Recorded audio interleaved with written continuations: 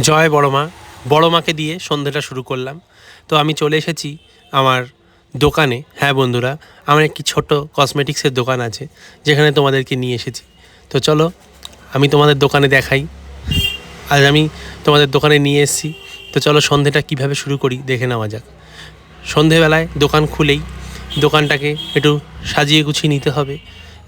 জায়গায় সমস্ত কিছু জিনিসপত্র মালগুলিকে গুছিয়ে রাখতে হবে। আমি সেটাই করছি। আর সমস্ত কিছু গোছানো হয়ে গেলে সন্ধে দিতে হবে। সন্ধ্যা আরতি করে তারপরে দোকান খুলব। এবং বাড়ি থেকে এই জলের বোতলটা, গঙ্গা জলের বোতলটা নিয়ে এসেছি। গঙ্গা জলটা শেষ হয়ে গিয়েছিল ওই জন্য।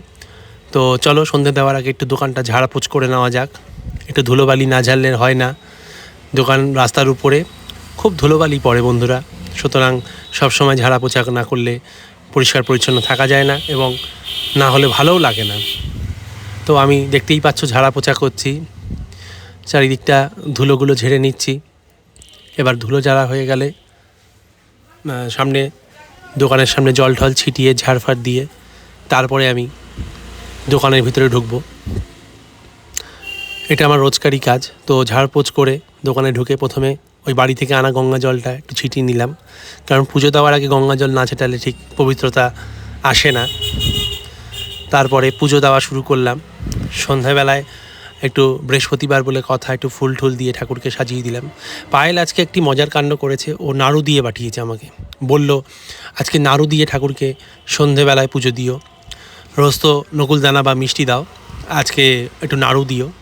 তো নাড়ু দিয়ে ঠাকুরকে ফুল টুল দিয়ে সাজিয়ে খেতে দিলাম। এবার সন্ধ্যারতি করছি, ধূপকাঠি ধরিয়ে নিয়ে। দেখতেই পাচ্ছ ঠাকুরকে সন্ধ্যারতি করছি। গণপতি বাপ্পা মরিয়া। খুব ভালো লাগে বন্ধুরা, ধূপকাঠির সুগন্ধে মনটা পবিত্র হয়ে যায়। আর এই যে পায়েল পাঠিয়ে দিয়েছে নাড়ু এবং ফুল দিয়ে ঠাকুরকে পুজো দিলাম। সন্ধেবেলায় সন্ধ্যারতি করলাম। তো বেশ ভালো লাগছে। এরবার সন্ধেবেলার দোকান শুরু হবে। তো আজকের মতো টাটা।